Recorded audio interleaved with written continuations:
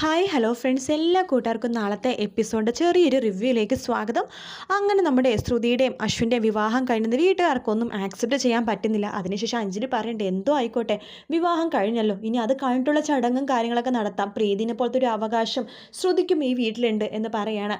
അങ്ങനെ പ്രീതിനെയും ശ്രുതിനെയും ഒരു ചടങ്ങും കാര്യങ്ങളൊക്കെ നടത്തുവാണ്. കാരണം അവിടെ ഒരു ചടങ്ങുണ്ട്, നാട്ടുകാരും അയൽക്കാരും ഒക്കെ വിളിച്ചിട്ട് പെൺകുട്ടീനെ പരിചയപ്പെടുത്തി കൊടുക്കുന്ന ഒരു ചടങ്ങ്. ആ ചടങ്ങിൽ പെൺപിള്ളേർ മുഖം ഇങ്ങനെ മറച്ചിട്ടായിരിക്കും വരുന്നുണ്ടാവുക. അപ്പോൾ മുഖം മറച്ചിട്ട് ഇങ്ങനെ വരുമ്പോഴേക്കും എന്താണ് പൊക്കി, അതായത് ആ ഒരു മുഖം മറിച്ചിട്ട് ആ ഷോൾ വെച്ചിട്ട് മറിച്ചിട്ട് ആ ഷോൾ ഇങ്ങനെ മാറ്റി നോക്കിയിട്ടാണ് പെൺകുട്ടീനെ കാണുന്നത്, അയൽക്കാരും വീട്ടുകാരും.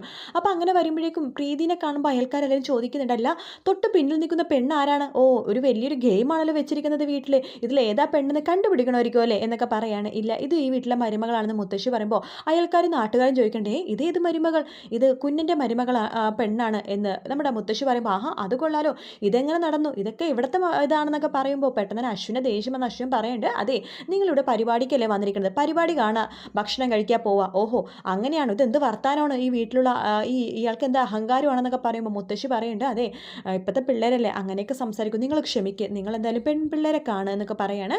ആ പെൺപിള്ളേരെ കാണുമ്പോൾ അയൽപക്കത്തെ ആൾക്കാരൊക്കെ പറഞ്ഞിട്ട്, നല്ല തങ്കം പോലത്തെ രണ്ട് മരുമക്കളെയാണ് നിങ്ങൾക്ക് കിട്ടിയിരിക്കണമെന്ന് പറഞ്ഞിട്ട് എല്ലാവരും പോകുക കേട്ടോ.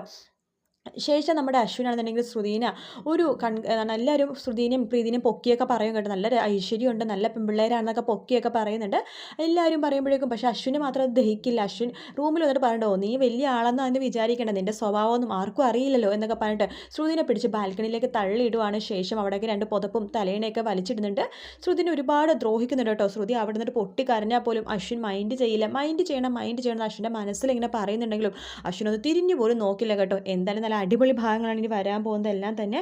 വീഡിയോ ഇഷ്ടപ്പെട്ടെങ്കിൽ ലൈക്ക് ചെയ്യുക, സബ്സ്ക്രൈബ് ചെയ്യുക. നാളെ രാവിലെ കാണാം. Bye bye.